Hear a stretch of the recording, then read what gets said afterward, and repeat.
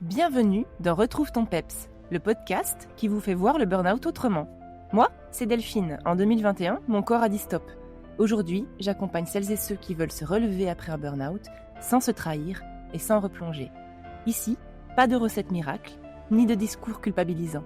Juste des échanges sincères, des outils concrets, des témoignages forts et des éclairages d'experts pour mieux comprendre l'épuisement, s'en relever durablement et retrouver une vie plus alignée et plus sereine. Alors ici, on déconstruit, on reconstruit, mais avec réalisme, humour et sincérité. Avec cette question en filigrane, et si le burn-out, c'était quelque chose de bien plus grand? Ce podcast, c'est une boussole pour celles et ceux qui veulent se reconstruire en profondeur, éviter la rechute, et qui sait, révéler leur véritable potentiel. Alors prête à retrouver votre PEPS? C'est parti pour un nouvel épisode de Retrouve ton PEPS.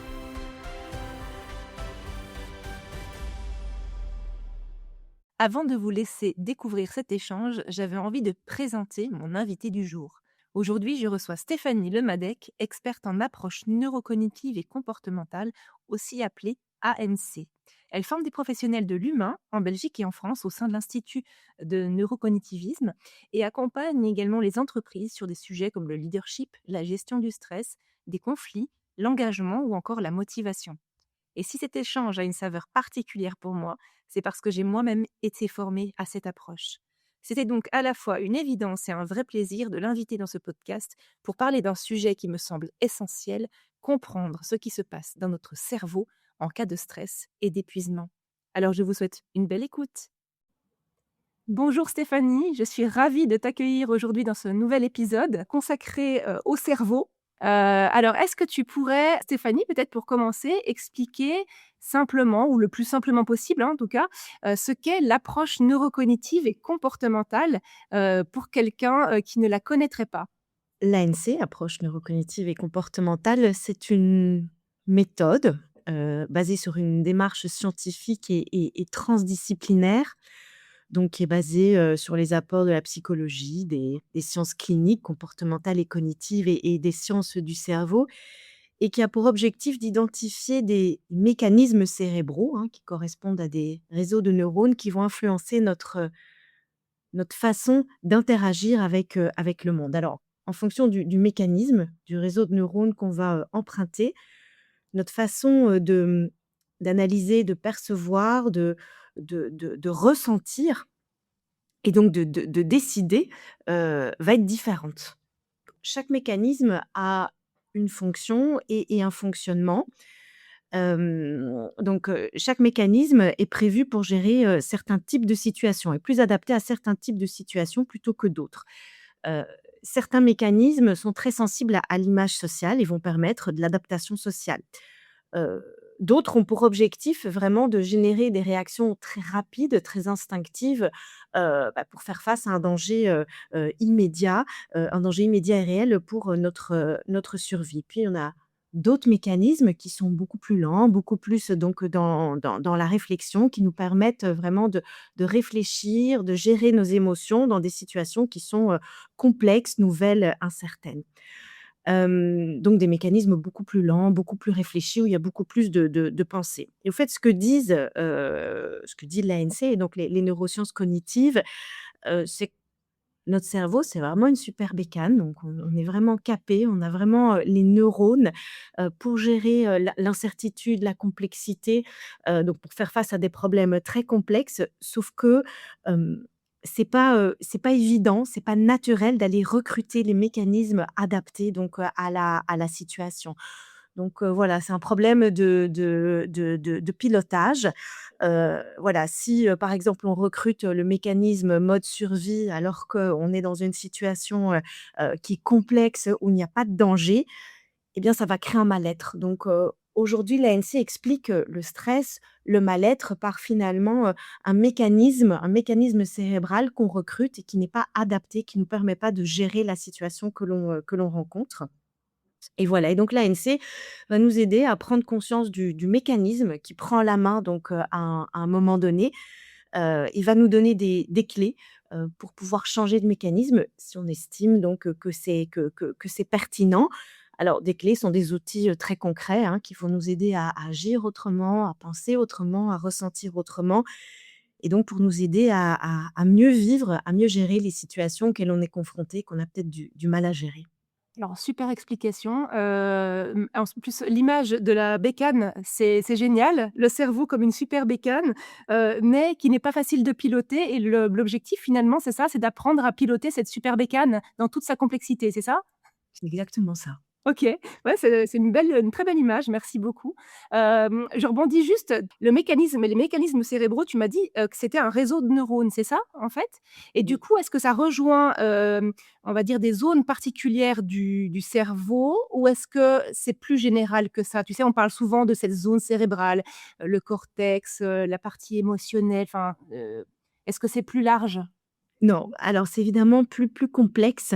Les mécanismes, voilà, que sur lequel, donc que l'ANC a identifié, c'est plus des réalités fonctionnelles que biologiques.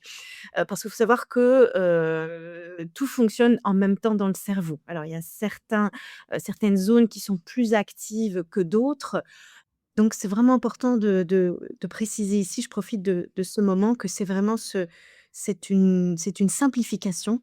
Donc ces mécanismes, c'est vraiment une simplification par rapport à ce qui se passe dans le cerveau.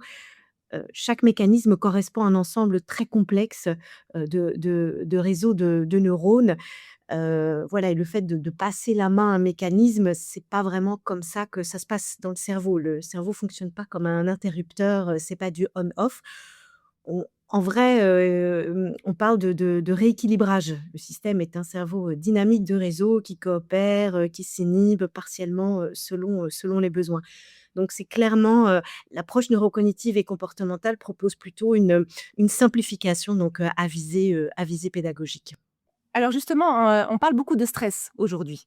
Mais en ANC, donc en approche neurocognitive et comportementale, qu'est-ce que le stress exactement, au vu de l'ANC, on va dire? Alors à la base, le stress, on le sait tous, c'est un mécanisme, hein, pour assurer, donc notre survie. C'est vraiment une réaction, face à un danger, réel, immédiat pour notre survie. Alors la plupart du temps, hein, il faut avouer, donc ce stress est encore là, hein, ce stress, cette réaction que l'on peut avoir face à un danger, immédiat, mais la plupart du temps, quand on est stressé, on va dire que le danger, il est subjectif. Et donc c'est là où on va parler d'un stress cognitif. C'est un danger qui est perçu, donc c'est un danger par rapport à nos valeurs, notre image sociale, nos habitudes, nos routines et cetera. Alors entre parenthèses, que le danger soit réel ou perçu, à partir du moment où dans le cerveau, l'amygdale reçoit un signal que comme quoi il y aura un danger, qu'il soit, réel ou qu'il soit, perçu, objectif ou subjectif, l'amygdale enclenche l'hypothalamus qui va enclencher, les surrénales et qui vont, libérer donc, les hormones du stress, adrénaline, noradrénaline et ensuite donc, le fameux cortisol. Et donc c'est vrai qu'en ANC, donc on parle donc du stress plutôt, du stress cognitif, ce stress donc, subjectif. Et d'ailleurs l'ANC a une formule pour, définir ce stress cognitif qui est, stress égale stresseur fois stressabilité. Donc, le stresseur, c'est la situation qui va, enclencher, le stress, et la stressabilité, c'est mon état d'esprit. Donc on va y reparler, mais l'ANC définit, hein, un état d'esprit qui est propice à générer du stress. Donc un état d'esprit où finalement on va, plus rapidement, sentir, percevoir, ce danger, et donc qui dans des situations qui sont peut-être un peu imprévues, donc des stresseurs, va générer donc, ce mécanisme de stress. Et donc évidemment cette stressabilité, cet état d'esprit qui nous rend stressables, c'est lié aux mécanismes cérébraux dont on vient parler. Donc il y a des mécanismes cérébraux qui, dans des situations, complexes, incertaines, qu'on peut avoir notamment sur le lieu de travail, hein, on va faire le lien, qui vont, générer des mécanismes qui vont générer un état d'esprit où on peut être peut-être plus fragile, avoir plus régulièrement ce sentiment de danger que d'autres. Ah bah, merci beaucoup Stéphanie, du coup, c'est très intéressant. Donc, est-ce que tu pourrais dire finalement que le monde moderne, en fait, a généré indirectement un stress qui est vraiment, bah, comme tu dis, cognitif et qui est plus lié à ce qu'on perçoit de notre environnement, mais qui n'est pas forcément, un danger réel au sens de ce qu'on entendait, quand on était, entre guillemets, «des hommes préhistoriques»? Au fait, aujourd'hui, on peut voir le stress comme une réaction. à quelque chose qui vient perturber notre homéostasie. Voilà, et l'homéostasie, donc c'est quelque chose qui vient perturber notre équilibre, qui soit physiologique ou psychologique. Voilà, et l'agent perturbateur, il peut être externe ou interne, réel ou imaginaire. OK. Donc en fait, externe, lié au monde extérieur et interne, c'est de comme tu disais justement l'état d'esprit lié à des pensées en fait. Des pensées, des croyances, voilà. OK. Ouais. Tout à fait. Je peux, moi-même me mettre en déséquilibre en ayant, des pensées, par rapport à certains sujets. Je peux créer, une perturbation, un déséquilibre qui va, générer le stress, tout à fait. Alors justement, en lien avec ce que tu viens d'expliquer, comment est-ce qu'on expliquerait, le basculement vers le burn-out au regard de l'ANC? Et justement avec ce que tu expliquais comme équation stresseur, fois stressabilité? Quand je parle de d'épuisement et de burn-out en coaching ou en formation, j'aime bien déjà reprendre la définition de l'OMS, de l'épuisement professionnel. Donc l'épuisement professionnel, c'est un syndrome qui résulte d'un stress chronique au travail qui n'a pas été géré avec succès. Et les études démontrent que ce stress résulte d'une transaction entre l'individu et son environnement. Donc il est généré, hein, c'est là on revient sur cette, formule, donc stress égale stresseur fois stressabilité. Donc, l'épuisement, c'est un stress chronique qui n'a pas été géré avec succès, égale stresseur fois stressabilité. Donc il est généré par des facteurs externes, des conditions de travail, et des facteurs internes, des caractéristiques individuelles. Alors, ce qu'il faut noter, c'est que les différentes études démontrent que les caractéristiques de l'environnement sont des déterminants plus importants que les caractéristiques individuelles. Autrement dit, quelle que soit la fragilité de la victime, hein, d'une personne victime, d'épuisement, il n'y a pas de burn-out sans une organisation de travail, qui génère un stress d'origine, professionnelle. Alors ça quand même, c'est une bonne et une mauvaise nouvelle. La mauvaise nouvelle, c'est que ça pourrait quand même donner un sentiment d'impuissance. Se dire: «Bon, ben, voilà, c'est finalement, si les organisations ne sont pas prêtes à se remettre en question, dans quelle mesure est-ce qu'on peut, éviter ou en tout cas, réduire, l'épuisement professionnel?» En même temps, c'est une bonne nouvelle parce que, beh, d'une part, c'est quand même déculpabilisant, hein. Il y a quand même beaucoup dans l'épuisement, beaucoup de sentiments de culpabilité, donc c'est déjà bien comprendre que oui, j'ai mes fragilités, mais derrière, il y a aussi, une organisation qui est problématique. On va revenir ça, parce qu'en ANC, on peut objectiver des organisations, en quoi une organisation peut être problématique. Ça aussi, ça s'objective. C'est important, c'est pas toujours évident de faire la part des choses. Et puis la bonne nouvelle, donc outre le fait que ça déculpabilise, c'est qu'on peut travailler sur soi, notamment grâce à l'ANC et d'autres outils. Et on peut vraiment, réduire, certaines donc, fragilités, et en réduisant ces fragilités, ben, on peut mieux vivre certaines situations professionnelles et avoir moins de stress. Sachant qu'une organisation professionnelle parfaite, ça n'existe pas. Donc il y aura toujours sur le lieu de travail, il y aura toujours des choses qui vont nous toucher, heu, qui seront dysfonctionnantes. On va revenir là-dessus sur la charge du travail, l'organisation du travail, les interruptions et cetera. Ce sera jamais parfait. Donc c'est vrai que c'est intéressant, il y a vraiment moyen de travailler sur soi pour, mieux vivre. Jusqu'à un certain niveau, on y reviendra. Voilà, et donc grâce à l'ANC, hein, donc grâce à sa grille de lecture, l'ANC permet vraiment d'identifier chez chacun d'entre nous des mécanismes, les mécanismes qui génèrent du stress chez nous, et qui sont évidemment, c'est souvent une combinaison de mécanismes, et qui sont différents d'une personne à l'autre. On sait par exemple qu'il y a des mécanismes effectivement, hein, donc il y a des mécanismes qui sont propices à l'épuisement, notamment un mécanisme, on y reviendra, j'en reparlerai un peu, celui du surinvestissement, émotionnel, qui va générer une surmotivation. Alors, dans un environnement professionnel, qui est favorable, j'y reviendrai, alors ce mécanisme va générer de la fatigue, a priori ne devrait pas aboutir à un burn-out. Mais, un surinvestissement émotionnel dans un environnement de travail qui est défavorable, ça peut aboutir à de l'épuisement. Il y a aussi des mécanismes qui entraînent un manque d'affirmation de soi, qui fait qu'on va avoir du mal à poser ses limites, à dire non, et donc ça aussi, c'est un mécanisme qui peut être propice, en tout cas qui entraîne certaines fragilités, qui à nouveau, dans un environnement de travail défavorable, peut aboutir à un stress chronique. Et donc l'ANC permet déjà de prendre conscience chez soi, souvent il y en a plusieurs, des mécanismes, qui pourraient amener, voilà, si on peut prendre ou accompagner la personne avant la chute, ou s'il y a eu l'épuisement, de voir quels sont les mécanismes qui ont abouti à un épuisement. Ouais et donc c'est intéressant ce que tu dis justement avec le la partie, en fait, où c'est encore une fois, bah, cette équation qu'on retrouve, entre l'environnement, l'extérieur, donc les stresseurs, hein, et ces facteurs, individuels propres à l'individu, propres à soi, notamment, bah, c'est ce surinvestissement dont, voilà, qu'on parle souvent, c'est quelque chose dont on entend souvent dans l'ANC, hein, mais en fait, avec des caractéristiques individuelles qui, en fait, mises toutes seules, fonctionneraient plus ou moins bien, même si ça fatigue la personne quand même, OK.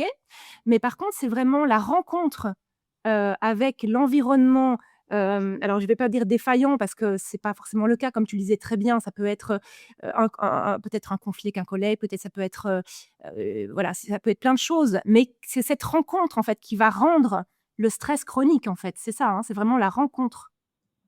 C'est vraiment ça.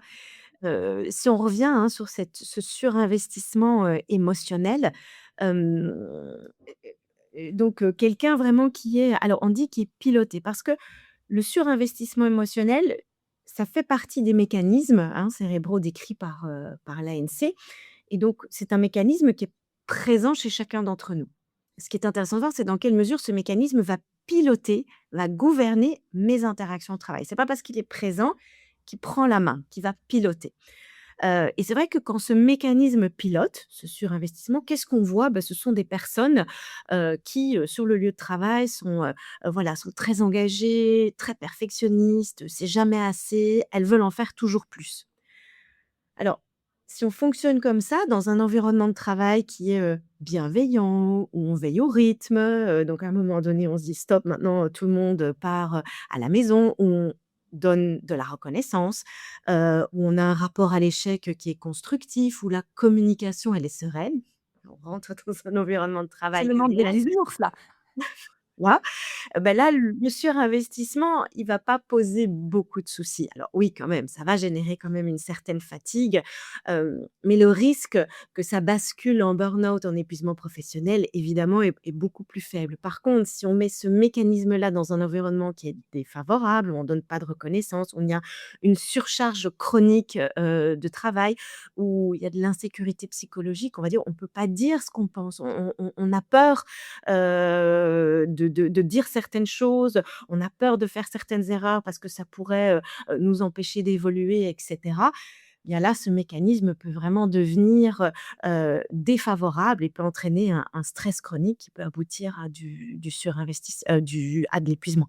Ouais, tout à fait. Et alors, c'est très intéressant ce que tu disais Stéphanie, justement, tu as dit quelque chose, tu as dit: «En fait, finalement, ce mécanisme», on parlait du surinvestissement, il est présent chez tout le monde, mais il pilote pas forcément, hein, c'est ça, si je reprends un peu tes mots. Qu'est-ce qui explique ça, en fait? Qu'est-ce qui fait que chez certaines personnes, ça va prendre «le volant» entre guillemets? C'est une bonne question. C'est pas toujours facile à savoir, hein, pourquoi à un moment donné, un mécanisme prend la main plutôt qu'un autre et un mécanisme qui peut être, défavorable. Hem, Peu importe, on va dire, qu'est-ce qui fait qu'à un moment donné, un mécanisme prend la main? L'ANC travaille sur l'ici et maintenant et ce qui est important, c'est que la personne que l'on accompagne prenne conscience du mécanisme et surtout ce qui va, entraîner en termes de comportement, de ressenti. Qu'elle puisse se dire: «OK, là, je sens que c'est mon surinvestissement donc qui prend la main. Je suis, en mode, parfait, toujours plus, jamais assez» et je sais que ça peut générer chez moi, une dose de stress. Donc comment prendre du recul par rapport à ce mécanisme-là et passer la main à un autre mécanisme? C'est pas noir-blanc. Je veux dire, on peut pas comme ça, tout d'un coup, éteindre, un mécanisme qui a gouverné notre interaction avec le monde et notamment, le monde professionnel. Donc évidemment, mes explications, sont un peu, peuvent l'idée, c'est pas manquer de nuances, c'est une histoire de curseur. C'est, comment j'équilibre parce que le surinvestissement, il est intéressant. Il fait qu'on veut progresser, on va dépasser nos limites et cetera. Mais c'est comment l'ajuster dans un environnement? Comment faire en sorte qu'il soit, porteur et plus source de stress? Oui, c'est ça, parce qu'en fait, ça me fait penser à une pièce, comme tu le dis là aussi, une pièce avec pile et face où en fait, il y a ce côté qui est hyper positif à avoir, ces mécanismes aussi, mais ces mécanismes peuvent nous emmener dans un mur, en fait. Moi, c'est un petit peu comme ça que je le vois et qui est en fait le versant, négatif de la pièce. C'est tout à fait ça, donc faut pas, en tout cas croire que certains mécanismes, ne sont que défavorables et d'autres que favorables et donc, en ANC quand on accompagne, il y a vraiment une part la pédagogie est vraiment importante, et en tout cas, il y a vraiment cette idée, c'est la personne qui sait quand le mécanisme est adapté et quand il ne l'est plus et donc nous, on va l'accompagner dans les prises de conscience pour vraiment qu'elle puisse se réajuster. Ouais, super. C'est vraiment ça qui me venait aussi à l'esprit, c'est ce côté prise de conscience qui est tellement important. Parfois, on va chercher, des solutions, enfin, très, très «compliqué» entre guillemets, mais la prise de conscience, c'est déjà pour moi, hein, je sais pas comment tu le vois, mais un énorme pas. Quand on prend conscience de son comportement, de la façon dont on est en train d'agir, voire de penser ou son émotion, bah, le gros du travail, je dirais, j'ai l'impression qu'il est quand même fait. Après, qu'est-ce qu'on fait? C'est autre chose, mais cette prise de conscience, comme tu disais, la méta, ouais, c'était la métacognition qui me venait en tête, mais cette Tout à fait. capacité de s'auto-analyser, en fait, pour moi, elle fait déjà, le gros du travail, en fait, hein. Ouais. Tout à fait, en ANC, on appelle ça, piloter sa gouvernance. Donc voilà, c'est qui pilote, qui prend la main, à qui d'autre je pourrais donner la main. J'utilise, en formation ou en coaching aussi, en accompagnement, la métaphore du bus. On pourrait imaginer, alors c'est une métaphore, hein, que notre tête, voilà, c'est un bus, et que ce sont les passagers qui pilotent le bus. Mais, en fonction du chemin que l'on va, parcourir, on va choisir le passager qui a les compétences, pour piloter le bus, en fonction du chemin que l'on parcourt, hein. C'est sûr que piloter un bus ou conduire un bus sur une autoroute, ça demande pas les mêmes compétences que, de piloter un bus sur un petit chemin escarpé, donc, de montagne.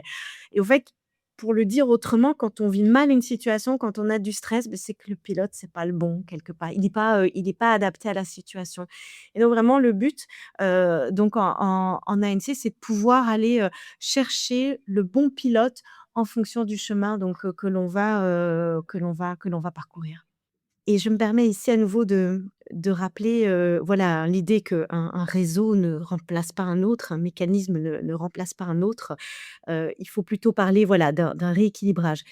D'ailleurs, ce rééquilibrage peut être associé au concept de flexibilité cognitive, voilà, qui peut être intéressant, hein, donc à travailler donc dans le cadre du burn-out. Génial, c'est très parlant. En tout cas, je suis convaincue que ça parlera aussi aux personnes qui nous écoutent parce que cette image-là, en général, voilà, je trouve qu'elle parle beaucoup. Donc merci, merci pour cette image et ce partage.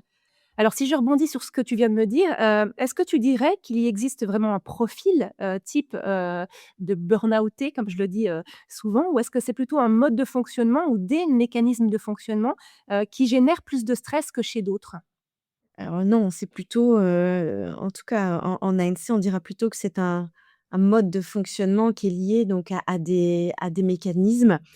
Heu, c'est vrai que c'est pas toujours déjà facile de vivre un épuisement, alors si en plus on dit qu'on a un profil type, donc voilà, ça peut à nouveau générer ce sentiment de culpabilité. Donc non, a priori, hein, donc voilà, il y a plusieurs mécanismes, plusieurs passagers donc dans le bus. C'est pas tant le mécanisme qui pose souci, le problème, c'est quand c'est, un mécanisme qui prend la main, donc un pilote, qui n'est pas adapté donc, à la situation et donc c'est là où un stress chronique, peut s'installer. Donc on c'est vrai, hein, on parle notamment dans les études, hein, on décrit, on objective, hein, les caractéristiques individuelles qui sont propices au burn-out, hein, donc c'est le tendance au perfectionnisme, le névrotisme. Le névrotisme, c'est voir les choses de façon négative, le besoin de compétition, l'engagement fort dans le travail, une faible estime de soi et cetera et ce qu'on peut voir en ANC, c'est qu'on sait qu'il y a certains mécanismes, en tout cas des combinaisons de mécanismes qui sont propices à ça. Effectivement, des mécanismes, on en a parlé, hein, donc le surinvestissement, émotionnel, des comportements un peu plus grégaires, de soumission qui peuvent entraîner un manque, d'affirmation de soi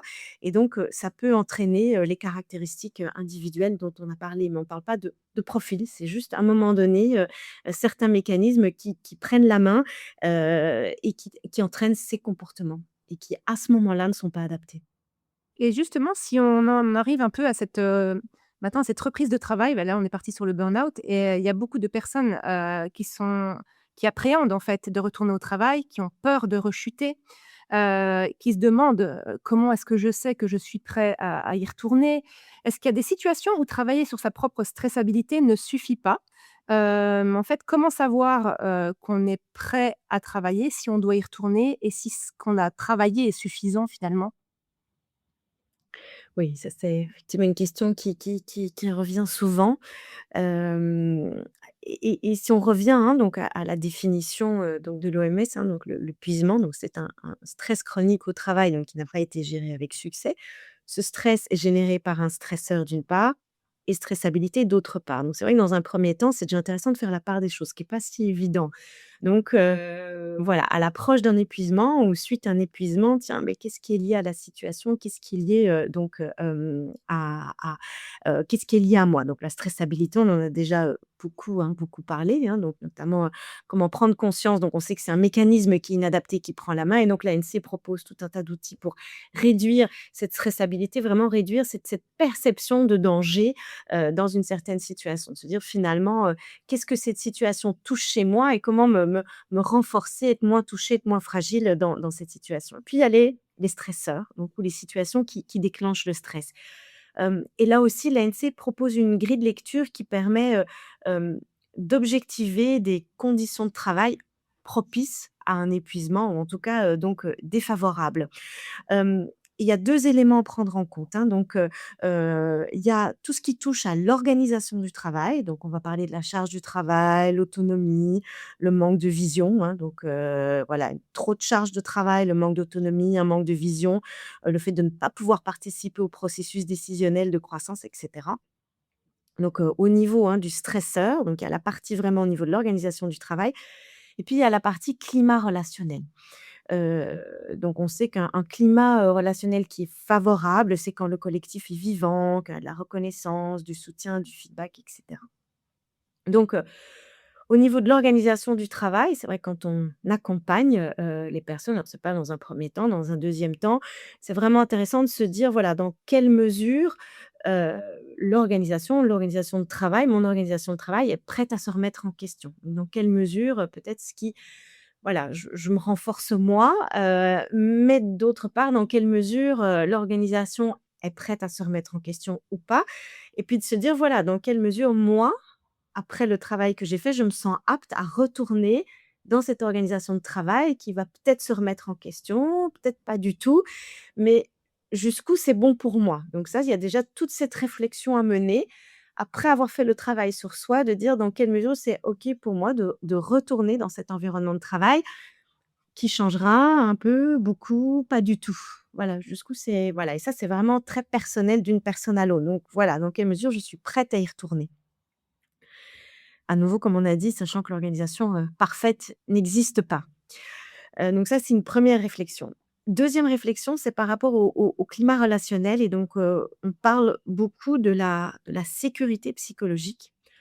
Et donc on dit qu'il y a de l'insécurité psychologique quand les gens, j'en ai déjà un peu parlé tout à l'heure, quand les gens n'osent pas parler parce que ça pourrait nuire, à leur réputation, à leur carrière. Quand ils risquent d'être, jugés, ridiculisés, sanctionnés, quand la parole n'est pas prise au sérieux, quand, exprimer un désaccord peut aboutir à un conflit ou une sanction. À partir du moment où il y a de l'insécurité psychologique, bah, il y a un danger qui est perçu et donc ça génère un stress chronique. Il faut savoir que quand le cerveau est stressé, enfin quand le cerveau génère du stress, ça empêche d'accéder ici au cortex préfrontal, qui est le siège de l'intelligence adaptative, hein, qui sont ces fameux neurones dont j'ai parlé en début d'entretien, qui permettent de nous adapter, de prendre du recul, d'être créatif, d'essayer. C'est vraiment ces neurones-là, hein, ils sont situés derrière le front, au niveau du cortex préfrontal. En tout cas, le siège est là et c'est vraiment cette partie-là, ces neurones-là, qui nous permettent vraiment de nous adapter, de grandir, de progresser donc sereinement. Donc, quand je suis stressée, j'ai pas accès ou j'ai beaucoup moins accès à ces neurones-là. Et donc, la sécurité psychologique, finalement, en ANC, ce sont des mécanismes qui sont, donc enfin, on dit que ce sont des mécanismes grégaires, liés aux rapports de force, les rapports, de dominance, de soumission. On est vraiment dans le fait d'avoir peur et de faire peur. Et ça, c'est vraiment toxique pour le cerveau. Donc si on est vraiment dans ces mécanismes grégaires, de rapports de force, dominance, soumission, on est vraiment dans une insécurité psychologique, donc au quotidien. Et ça crée des choses très aléatoires. Donc fondamentalement, le cerveau, il est toujours en vigilance, il est toujours sur le qui-vive, donc ça crée un stress. Même si on se renforce, même si on essaye de prendre du recul par rapport à ça, sur le long terme, c'est très, très fatigant, de garder son calme, de garder du recul, de ne pas être touché par rapport à tous ces comportements-là. Donc là, il convient d'être très prudent, de se poser les bonnes questions. Est-ce que je suis prête à retourner dans un environnement où il y a une insécurité psychologique qui a été objectivée, qui est présente? Voilà, là, j'invite quand même les personnes à être très, très attentifs, et très prudents à retourner dans des environnements, où il y a ces rapports de force et des environnements qui ne sont pas prêts à se remettre en question par rapport à ça.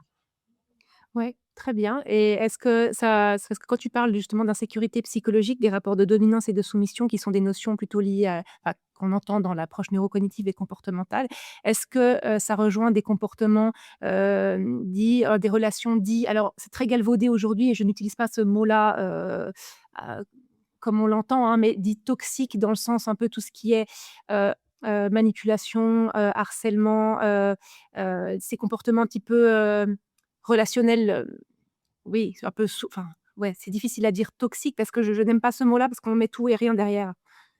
Et c'est tout à fait ça et voilà, faut savoir qu'à partir du moment où on est stressé et ça c'est humain, c'est la faute de l'autre. Normal, le stress c'est une réaction face à quelque chose qui est perçu comme dangereux.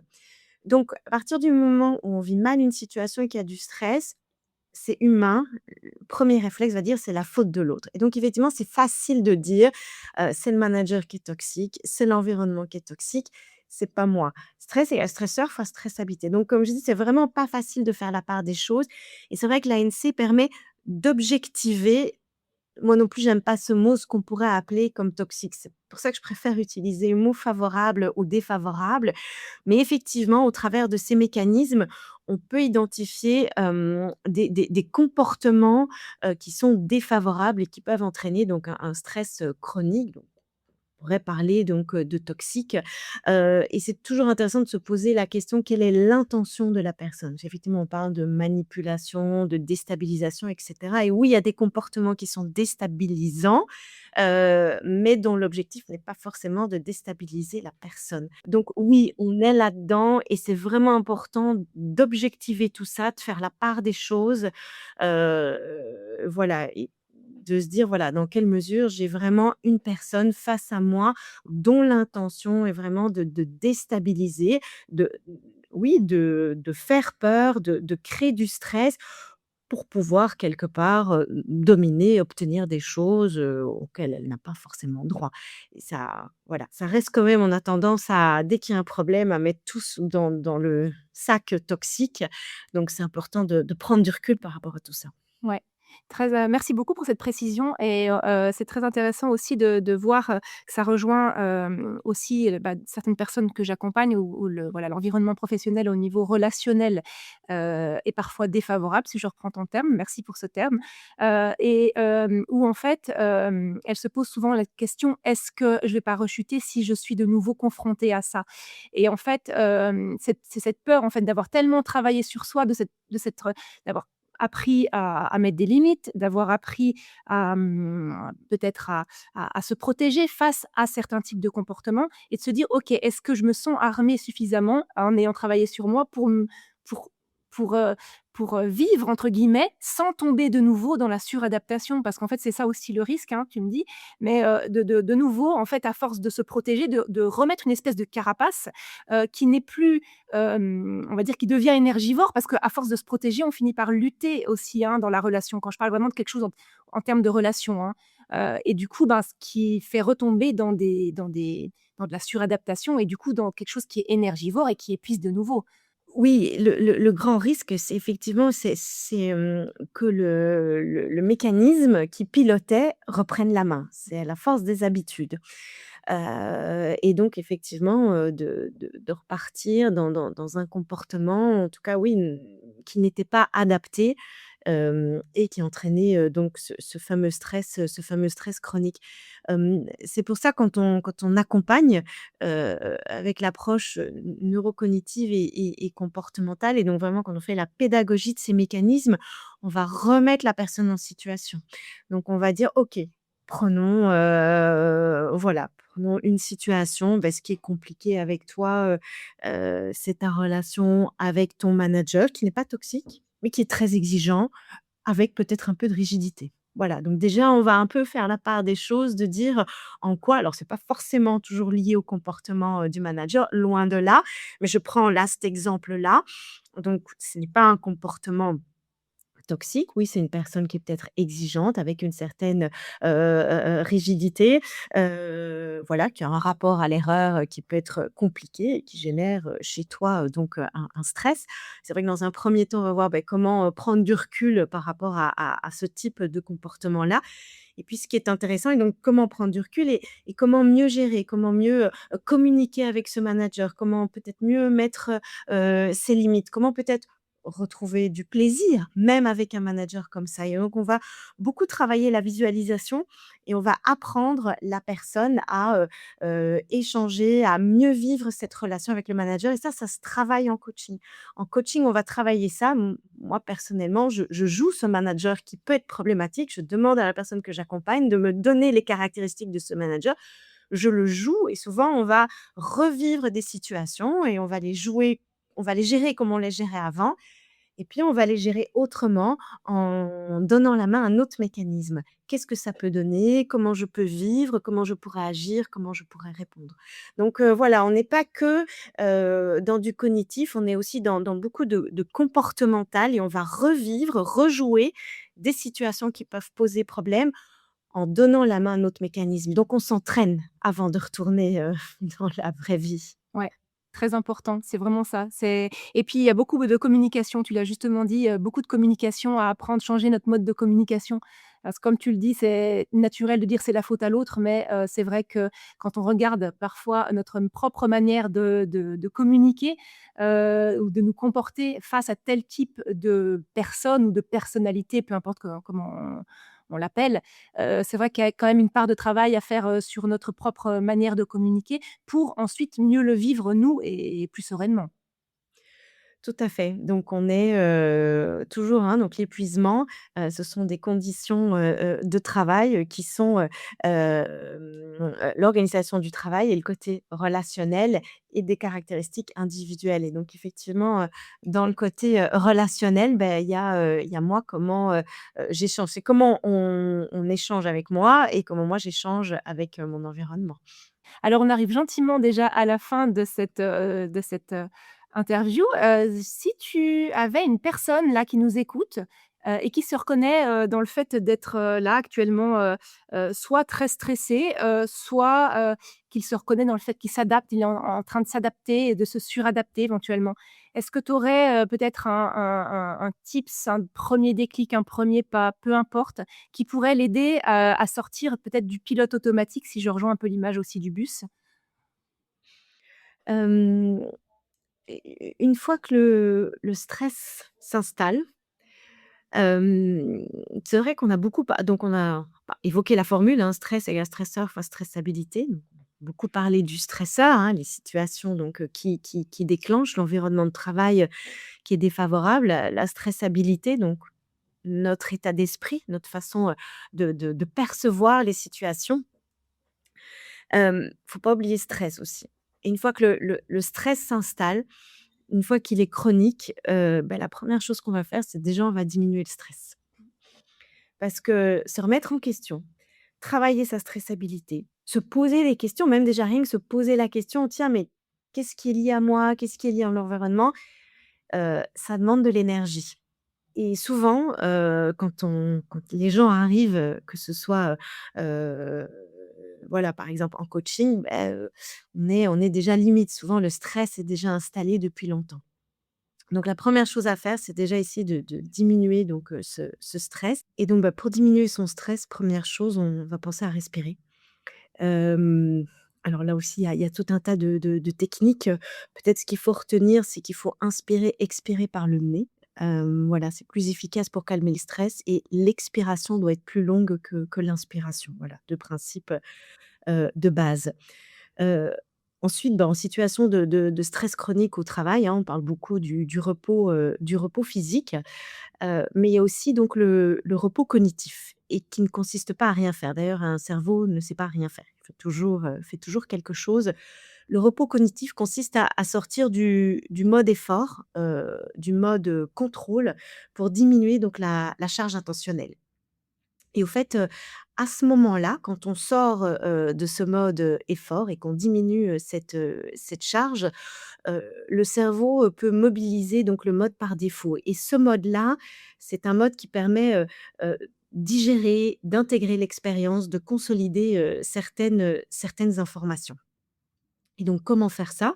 Ça passe par des vraies pauses, notamment, sans stimulation numérique, hein. Il faut savoir qu'à chaque fois qu'il y a une notification, le système de vigilance se met en route, hein. Ça, c'est un vieux réflexe de l'âge de pierre où, voilà, quand on taillait la pierre, le moindre signal, le moindre bruit pouvait être un danger de vie ou de mort. Donc on a cette vigilance qui est là. Donc se couper de toutes, les notifications et stimulations, numériques, hem, des moments où l'esprit peut vagabonder, donc le vagabondage, voilà, permet aussi, donc de basculer dans ce mode par défaut. Alors vagabondage qui n'est pas, un ruminage. Voilà, c'est bien important de faire la distinction. Des activités simples comme la marche et bien sûr le sommeil. Alors là, le sommeil, c'est vraiment quelque chose de clé. Il me semblait que j'avais entendu un médecin à une conférence dire que le sommeil était le parent pauvre un peu de la médecine. Heu, Vraiment le sommeil, on fait les 2, hein, donc évidemment on fait le repos physique, mais aussi le repos cognitif. J'avais dû lire, quelque part que le sommeil, c'est le plus beau cadeau qu'on puisse faire à son cerveau, donc vraiment soigner son sommeil. Là, je crois aussi, Delphine, tu peux en faire, tout un podcast. La réduction aussi de la surcharge, informationnelle. Alors, autre chose qui est important, c'est quand le stress s'installe, c'est de soigner son compte en banque émotionnel. Pour bien fonctionner, donc notre cerveau, hein, a besoin, d'un bon sommeil, d'une alimentation, des pauses dont on a parlé, mais il a aussi besoin, d'émotions positives. Enfin, je préfère dire des émotions agréables. Les émotions agréables, c'est vraiment la vitamine C du cerveau. Donc ça aussi, c'est des réflexes à avoir au quotidien.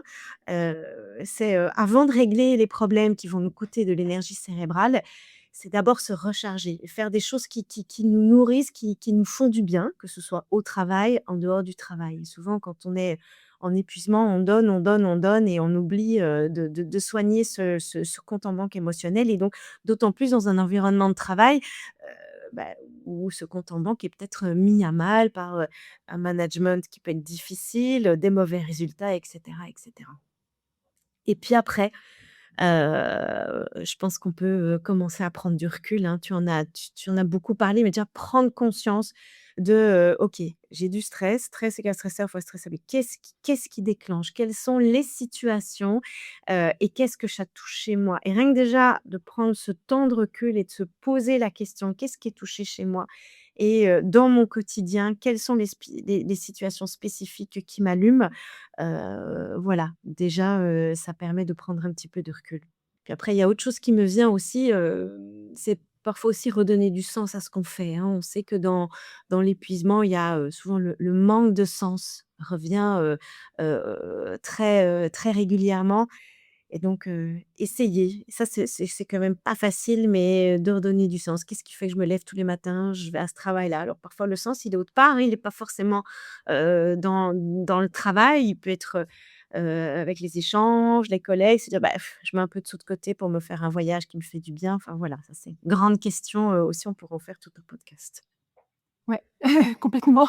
Merci beaucoup Stéphanie parce que c'est vraiment riche en pépites. J'ai particulièrement apprécié toutes les métaphores, je pense que ça parlera. Et je retiendrai encore là la dernière, à savoir que les émotions agréables, c'est la vitamine C du cerveau.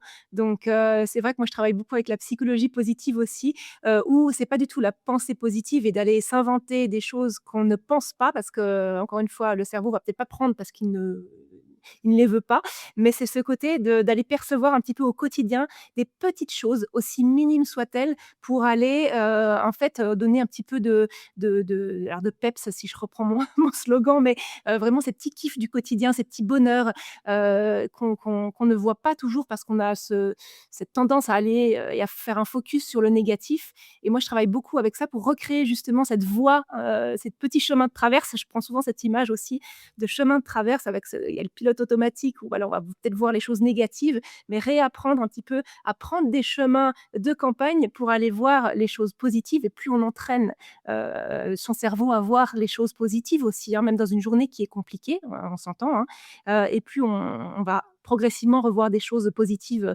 plus facilement, on va dire. Je sais pas si ça te parle, mais en tout cas, moi, c'est des images que j'utilise souvent et ça fonctionne assez bien.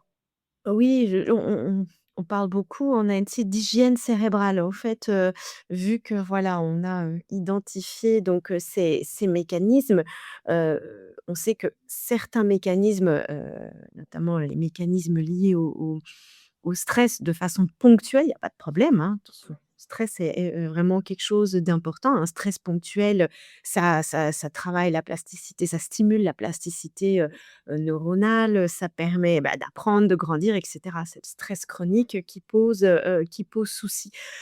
Donc il y a des mécanismes qui, exprimés de façon ponctuelle, ont aucun problème. C'est quand ils deviennent chroniques, que ça devient, problématique et puis il y a d'autres mécanismes, notamment, liés, on n'en a pas parlé aujourd'hui, mais des mécanismes donc motivationnels, hem, qui eux, peuvent, voilà, nous donner, de l'énergie, de la persévérance et cetera de façon, plus durable.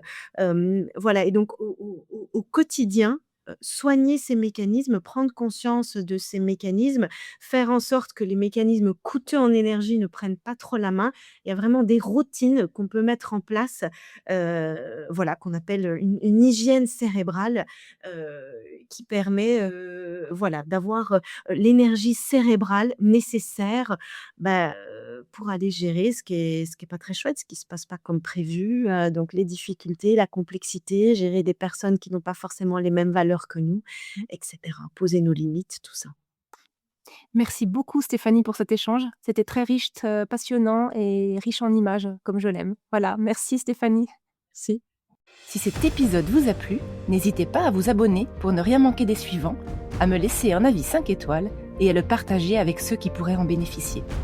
On se retrouve très vite et d'ici là, prenez bien soin de votre peps.